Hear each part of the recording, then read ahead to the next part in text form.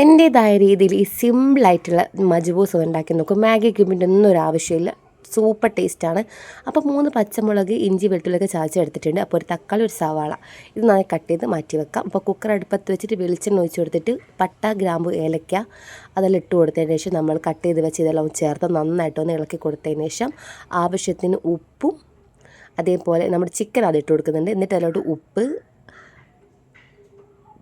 മുളക് പൊടി, അതുപോലെ തന്നെ മഞ്ഞൾപ്പൊടി. അപ്പം മുളക് പൊടിൻ്റെ അളവ് എന്ന് വെച്ചാൽ 1.5 ടീസ്പൂണിൻ്റെ അടുത്ത് മുളക് പൊടി, 1/2 ടീസ്പൂൺ മഞ്ഞൾപ്പൊടിയും, 1 ടീസ്പൂൺ കുരുമുളക് പൊടിയും, 1.5 ടീസ്പൂൺ നമ്മുടെ ചിക്കൻ മസാലയാണ് ചേർത്ത് കൊടുക്കുന്നത്. അപ്പോൾ നല്ല ടേസ്റ്റാണ്. ഉണ്ടാക്കിയിട്ട് അഭിപ്രായം പറയണേ. കണ്ടിട്ട് അഭിപ്രായം പറയാതെ ഉണ്ടാക്കിയിട്ട് അഭിപ്രായം പറയാം കേട്ടോ.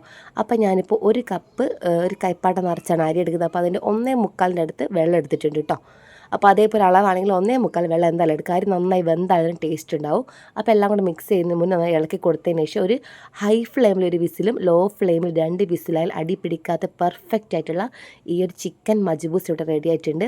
നല്ല ടേസ്റ്റാണ് കേട്ടോ. അത് പെട്ടെന്ന് ഇട്ടപ്പോൾ ഒന്ന് അങ്ങോട്ടും ഇങ്ങോട്ടും ആയിപ്പോയെന്നുള്ളൂ. പക്ഷേ കിടു ടേസ്റ്റാണ്. നല്ല പച്ചമുളകിൻ്റെ ചമ്മന്തിയും നല്ല ഈത്തപ്പഴം നെല്ലിക്ക അച്ചാറും കൂടെ കൂട്ടി കഴിക്കുമ്പോൾ ചൂടോടെ നല്ല ടേസ്റ്റാണ്.